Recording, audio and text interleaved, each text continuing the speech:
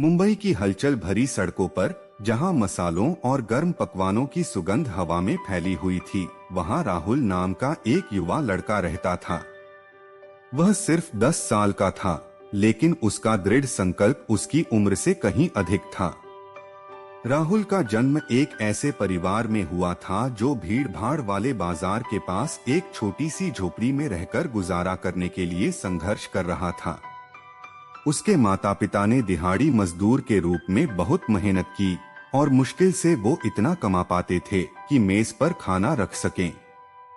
कठिनाइयों के बावजूद राहुल में खाना पकाने का जुनून था, जो उसकी मां के स्वादिष्ट घर के बने भोजन से प्रेरित था।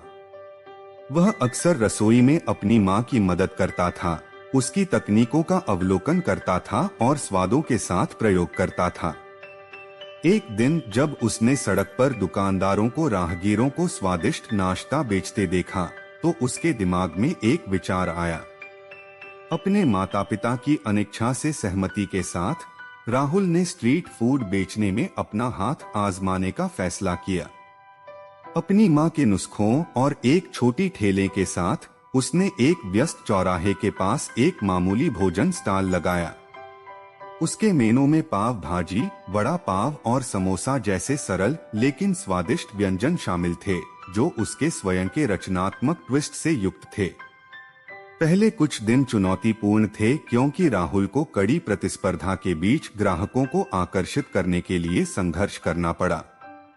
लेकिन उसने हार मानने से इनकार कर दिया, लगातार अपने व्यंजनों को बेहतर किया, अपनी प्रस्तुति में सुधार किया और असाधारण ग्राहक सेवा प्रदान की।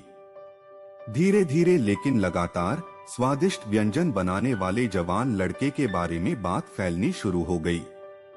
एक दोपहर एक प्रसिद्ध खाद्य समीक्षक राहुल के स्टॉल के पास से गुजरे। मनमोहक सुगंध और हलचल भरी गतिविधि से प्रभावित होकर आलोचक ने राहुल की पेशकश का नमूना लेने का फैसला किया। राहुल ने सांस रोककर आलोचक को हर टुकड़े का स्वाद चखते हुए देखा। उनकी अभिव्यक्ति जिज्ञासा से प्रसन्नता में बदल रही थी।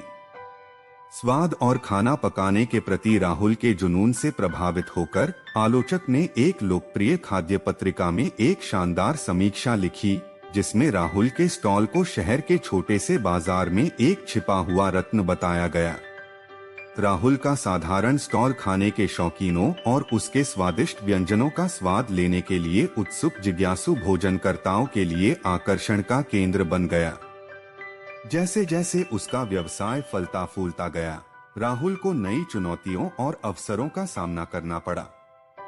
बढ़ती मांग के साथ उसने अपने मेनू का विस्तार किया, जिसमें नए नए पकवान शामिल किए गए, जिसमें पारंपरिक भारतीय स्वादों को वैश्विक पकवानों के साथ जोड़ा गया।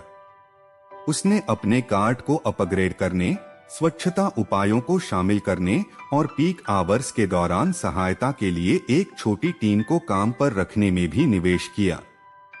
अपनी सफलता के बावजूद राहुल अपने समुदाय की मदद करने के लिए प्रतिबद्ध रहा।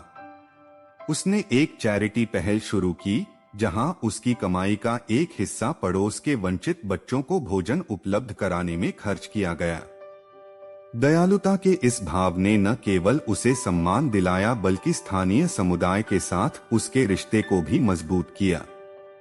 राहुल की उद्यमशीलता की भावना और कौशल ने एक प्रसिद्ध शेफ का ध्यान आकर्षित किया, जिसने उन्हें एक लोकप्रिय कुकिंग शो में अपनी प्रतिभा दिखाने का मौका दिया। इस अवसर से रोमांचित होकर राहुल ने उत्साहपूर्वक भाग लिया, अपने विशिष्ट व्यंजन प्रदर्शित किए और एक संघर्षरत लड़के से एक सफल खाद्य उद्यमी तक की अपनी प्रेरक यात्रा को साझा किया।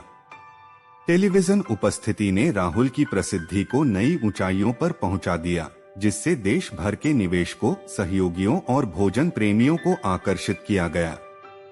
रणनीतिक साझेदारी और अनुभवी शेफ की सलाह के साथ राहुल ने अपने व्यवसाय को एक पूर्ण रेस्तरां में विस्तारित किया, जो व्यापक दर्शकों के लिए स्वादों का अनूठा मिश्रण पेश करता है। जैसे जैसे राहुल की सफलता की कहानी दूर दूर तक फैलती गई, वह महत्वाकांक्षी शेफ, उद्यमियों और विपरीत परिस्थितियों से उबरने और अपने जुनून को आगे बढ़ाने का प्रयास करने वाले किसी भी व्यक्ति के लिए प्रेरणा बन गया। गरीबी से समृद्धि तक की उसकी यात्रा सिर्फ कला उत्कृष्टता के बारे में नहीं थी, बल्कि दृढ़ता और सपनों की शक्ति के बारे में भी थी। आज राहुल का रेस्तरां उसके अटूट दृढ़ संकल्प, रचनात्मक दृष्टि और उत्कृष्टता के प्रति प्रतिबद्धता के प्रतीक के रूप में खड़ा है। वह अपने अच्छे कामों की वजह से खुशी फैलाना जारी रखता है और यह साबित करता है कि जुनून, कड़ी मेहनत और थोड़ी रचनात्मकता के साथ यहाँ तक कि सबसे छोटी शुरुआत भी असाधारण सफलता की ओर ले जा सकती है।